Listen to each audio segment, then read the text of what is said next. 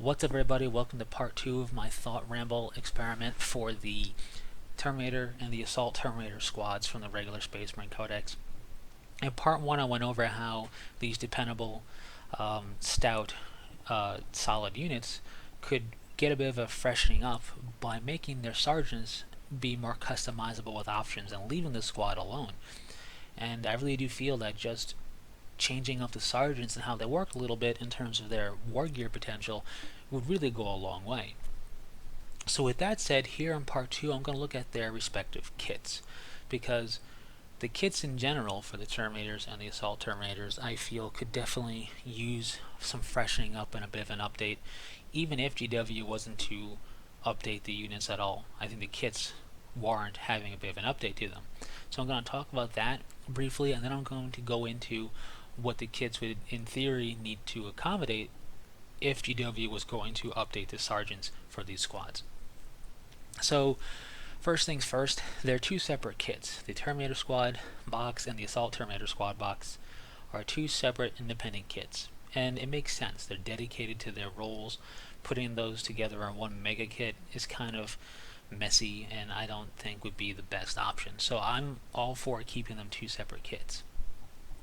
But when you look at them, I think, especially looking at all the stuff that has come out recently for Space Marines and the detail and the posing potential and the extra bits that are in there and all that, I think when you look at all of that and then you look at the Terminator kits just show their age innately in that manner. They don't have quite the same level of sculpted detail. Their quality, while there, is not quite as sharp as the quality we have nowadays in the Space Marine kits. And there is some options bit-wise in there, but not quite the level that GW has gone with their Space Marine kits thus far recently. And then if you really do a side-by-side comparison with the chapter-specific Terminator kits out there, there's no comparison. The Blood Angel kit, the Deathwing kit, and even the Wolfguard kit, which is a bit older of those three kits, have loads more potential and just innate detail in there. Now, yes, a lot of that's chapter specific detail, which is not a fair comparison to these two regular kits, because these two regular kits are meant to be universal for any chapter to use. But just even the detail on the models and on the bits themselves is not quite at that level that these three chapter specific kits are at. So I'm going to go over just some basic stuff, and then I'm going to go over some thoughts for if they were to make the sergeants customizable, what they would have to do kit-wise. So first things first, you don't want to go too heavily ornate. Not every chapter has their Terminator armor, kind of customized out to look like crazy ornate shrines that they're wearing. Some are more subdued. But you got to be able to accommodate the most amount of styles possible. And I think looking at the Sternguard and Vanguard kits is a really good place to draw inspiration from to apply to Terminators. And with that, I think what they can do is really take and overhaul all of the bits, really. You can have the leg bits kind of be specific for the Assault versus the regular Terminators, because I believe there are some leg bits that are only in the Assault Terminator kit, for example. But whatever you do, I think it can come down to doing something like this. You can have one set of bits from legs, torso, shoulder pad, maybe even the helmet and whatnot, be studded. That way, if you put them all together, you make one mean-looking Terminator.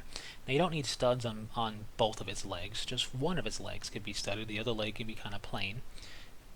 And then you could have studding on the torso, a couple of studs on the helmet, studs on the shoulder pad, one shoulder pad, for example, and maybe studs on a power fist or something, or a lightning claw or whatever, just to kind of convey this overall mean look to it. It's detail, it's texture, but it's not ornate, so it can work with any chapter basically. Those that are more subdued and those that are more flashy can still make use of the studding concept. You can do something similar with metallic bands. Metallic band strapping on the legs, the torso, the shoulder pad, maybe weapon armor and whatnot. Also is detail you could make look kind of ornate by making it gold or what have you, or you can just look mean with a gunmetal color. And again, it works. Then you can have the crazy ornate detail of having the Imperial Eagle on the torso, having an Imperial Eagle and a winged Crux Terminatus on the leg bits. You can have a small little something ornate, maybe like a sculpted skull or something on the Terminator helmet, whatever. You can have really ornate shoulder pad bit, so on and so forth. And then another idea could be very monastic to kind of cover more the monastic chapters out there, where you have the Terminator armor bits not kind of crazily ornate with detail sculpted onto them, but you have parchment and purity seals everywhere, just overload almost of that, and you do that on multiple different bits. That way you can build in-themed models or mix and match to have kind of a really cool look. And then you can have extra bits, so you can have a couple extra shoulder pads sculpted with certain details, a couple extra helmets, maybe even an extra torso front or something if you wanted to get crazy, but you don't have to go that crazy. But you just have these extra bits to kind of load up on options or do whatever you want, as well as having just a plain Terminator shoulder pad if you want to just put the decal down and that's it. So you have 5 of those, then you have a few extra sculpted shoulder pads, a few extra Crux Terminatus sculpted shoulder pads, and what have you. Maybe a few extra helmets, maybe have a helmet that looks more like a Crusader helm that can work for the Sergeant as opposed to looking like a normal Terminator helmet or whatever. Whatever they do, whatever they would decide to do in theory, because it's all just theorizing, they need to add some bionic bits to the Terminators. From GW, we really have no bionic Terminator bits specific. We have some heads with bionic eyes or a bionic half of the head, but that can work in Terminator armor or in power armor, so having Terminator specific bionic bits I think would be cool. Now, logistically, I understand the concept that having a bulked out limb of that bionic nature wouldn't make sense in theory, right? Because the whole concept would be a bionic limb that's kind of around the same dimensions as a normal limb, and it would be inside the Terminator armor so you wouldn't see it. But it's still cool to see a bionic limb on a Terminator of a suitable proportion and size. So that would really go a long way to helping out the Iron Hands player or the Sons of Medusa player or a DIY chapter that's bionic heavy, or even just adding extra detail to your grizzled veteran sergeant of your Ultramarines or your Imperial Fists or whomever. So I think they need some bionic limbs that way, and one easy way to do that is taking one set of legs and having the lower half of one of the legs be separate, and then you have 2 leg bits, a normal Terminator leg bit for business as usual, looking all in Terminator armor and whatnot, and then a bionic lower leg bit that you can glue on to kind of get that look and feel. I think that would go a long way. And then of course they would update the weapons and whatnot being sculpted and posed in the way that you see in the Deathwing, in the Blood Angel, and in the Wolfguard kits. That could go a long way just for posing and unique looking to your models, getting creative with it. Because as it stands now, the power fists are either clenched or open-handed really, and that's really about it. It's not a lot of diversity there. They could really change it up and shake it up with the way they do kits nowadays. So with that said, I think that would really go a long way in breathing new life into these kits, and even potentially making them kits that you would take notice of even if you played Blood Angels or Dark Angels or maybe even Space Wolves, right? So I think it doesn't need to have to call out strongly to those players, but I think if you make it a kit that they would go, hey, there's some cool bits in there, I think that would be a definite plus. Now, with that said, if GW were to do the update that I theorized about and did a thought ramble on in part 1, where they make the sergeants much more customizable, they would have to add to these kits, not just enhance what's there now, but add to it. So if the Assault Terminator kit, I went over how the sergeant should be able to take Twin Lightning Claw, Thunderhammer, Storm Shield, and then a bunch of different melee options, including 1 Relic Blade, 2 power weapons potentially, 2 Thunderhammers potentially, maybe even 2 Power Fists potentially if they want to give them the Power Fist option. They don't have to.